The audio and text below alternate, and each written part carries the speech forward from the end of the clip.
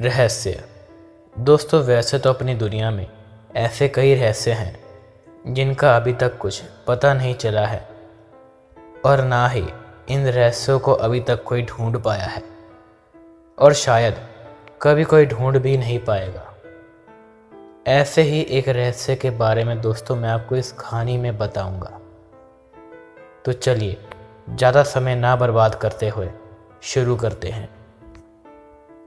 सुनैना और अभिनव एक दूसरे के काफ़ी अच्छे दोस्त थे।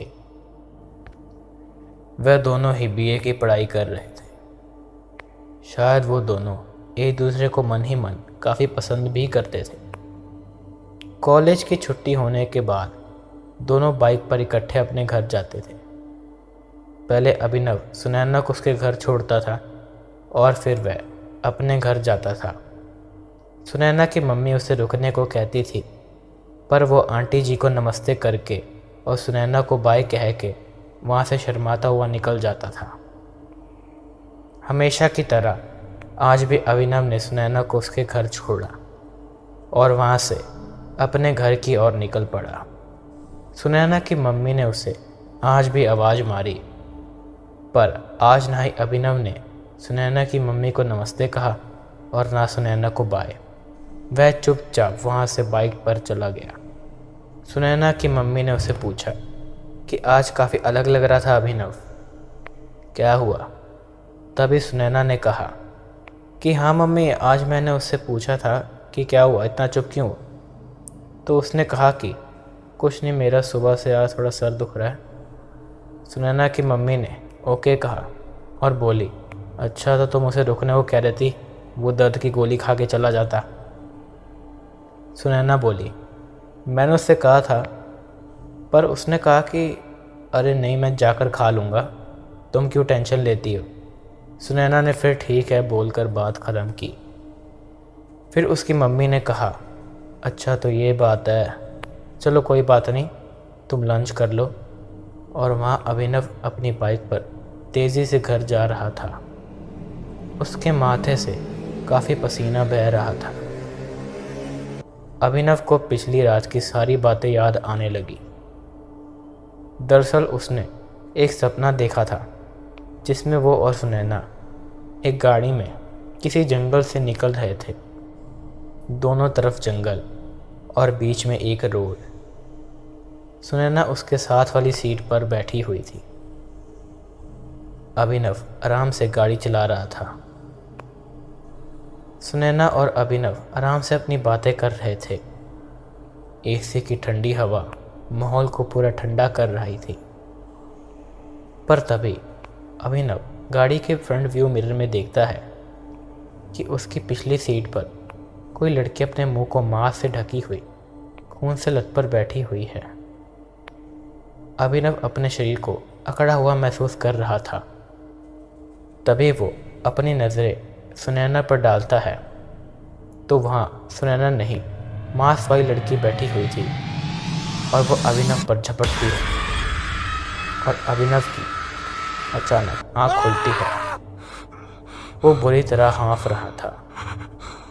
उसने घड़ी की तरफ देखा। घड़ी में पूरे 3 बज रहे थे।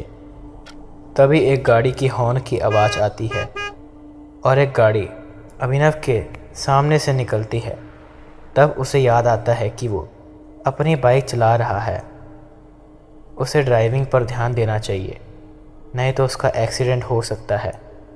दरअसल अभिनव किसी चीज़ को अगर लेकर बैठ जाए तो वो उसे बस सोचता ही रहता है और शायद ये भी हो सकता है कि अभिनव को भूतिया सपने टाइप हॉरर की कहानी सुनने की वजह से आए हो। आजकल वो टाइप हॉरर की कहानियाँ बहुत सुनता है और उसने टाइप हॉरर को सब्सक्राइब भी कर रखा है। क्या दोस्तों, आपने टाइप हॉरर को सब्सक्राइब किया है और स्ट्रीमिंग प्लेटफॉर्म पर फॉलो नहीं किया तो कर लीजिए। आपको मैं ऐसी स्टोरी सुनाता रहूँगा। अभिनव फिर अपने घर पहुँच जाता है और जाकर लंच करके अपने बेड पर लेट जाता है। वो उस सपने को दोबारा सोच रहा था कि तभी उसके फ़ोन में एक मैसेज आता है वो मैसेज अर्जुन का था। अर्जुन, अभिनव का बेस्ट फ्रेंड। मैसेज में लिखा था कि यार देख, कल संडे है तो आज रात को कहीं हॉरर व्लॉग बनाने चलते हैं। तभी अभिनव उसे मैसेज में लिखता है कि यार तेरे इन हॉरर व्लॉग्स ने बड़ा तंग कर रखा है, तेरा तो हर सैटरडे का काम हो चुका है। यूट्यूब चैनल तूने क्या खोल लिया कि अब मुझे हमेशा लेकर जाएगा। तभी उसने लिखा कि भाई इस बार कुछ फेक दिखाना पड़ेगा हॉरर व्लॉग्स में, व्यूज़ नहीं आ रहे हैं भाई, बस इस बार चल पड़, नेक्स्ट टाइम तेरे को नहीं लेके जाऊंगा। और तो सुनैना को ही पूछ ले, क्या वो चलेगी? उससे हम भूतनी बना देंगे। सुनैना का नाम सुनते ही अभिनव को वो बुरा सपना दोबारा उसके दिमाग में आने लगा। वो फ़ोन को साइड में रख देता है और सोने की कोशिश करता है। अर्जुन थोड़े टाइम बाद उसे दोबारा फ़ोन करने लगा। उसने उससे बार बार फ़ोन किया। अभिनव कभी अपने दोस्त की बात को मना नहीं करता था, क्योंकि वो भी उसकी हमेशा मदद करता था, इसलिए उसने उसका फ़ोन उठा लिया। अर्जुन अभिनव को प्लीज़ प्लीज़ कह रहा था। उसने कहा, ठीक है भाई, मैं कॉन्फ्रेंस में कॉल लगाता हूँ, फिर मिलकर बात कर लेते हैं। फिर अभिनव ने सुनैना को कॉल मिलाई। सुनैना ने कॉल झट उठा ली। उन्होंने मिलकर बात करी। प्लान बन चुका था।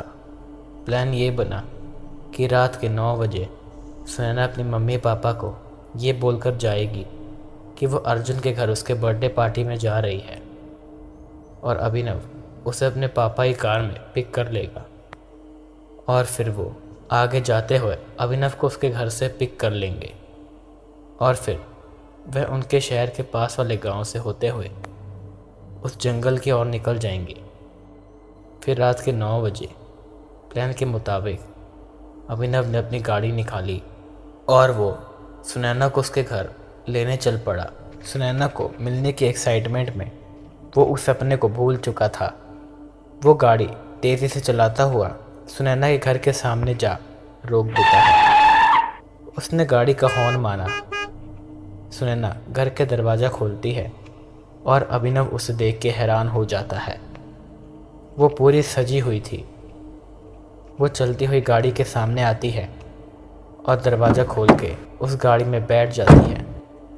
अभिनव उससे कहता है कि अरे इतना सीरियस हो तुम एक हॉरर व्लॉग के लिए? तभी सुनैना बोली, हाँ, अगर मैं ऐसे कपड़े नहीं पहनती तो मम्मी को शक हो जाता। अभिनव बोला, हाँ बात तो सही कह रही हो। अच्छा, तुमने वो वाइट चादर ले ली? सुनैना ने कहा, हाँ वो तो ले ली।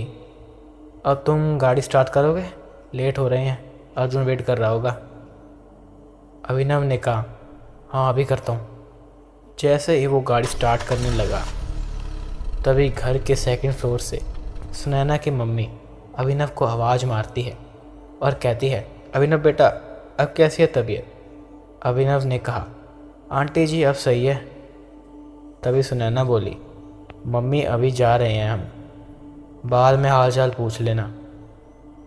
चलो। अभिनव तभी वो गाड़ी स्टार्ट कर देता है और वो दोनों अर्जुन के घर की ओर निकल जाते हैं। फिर थोड़े समय बाद वो अर्जुन के घर पहुंच जाते हैं। अर्जुन अपने घर के बाहर ही खड़ा था। अभिनव ने गाड़ी का हॉर्न बजाया और वो जल्दी से गाड़ी में आकर बैठ गया। उसने दोनों को हाय करा और बोला, चल भाई जल्दी निकल, गाड़ी जंगल में पहुंचने में 2 घंटे का टाइम लगेगा। फिर उसने गाड़ी निकाली और वो जंगल की ओर निकल पड़े। अब दोस्तों, आप ये सोच रहे होंगे कि इतनी रात को एक अकेली लड़की को उसके माता पिता ने कैसे आने दिया, क्योंकि दोस्तों सुनैना के माता पिता अर्जुन और अभिनव पे पूरा भरोसा करते थे।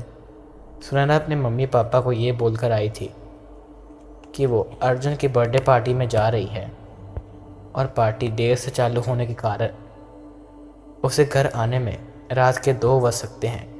अभिनव के कारण उसके माता पिता ने उसे आसानी से भेज दिया।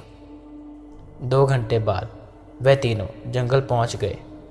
जंगल पहुंचते ही अर्जुन ने अपना कैमरा चालू कर लिया और वो हॉरर व्लॉग बनाने लगे।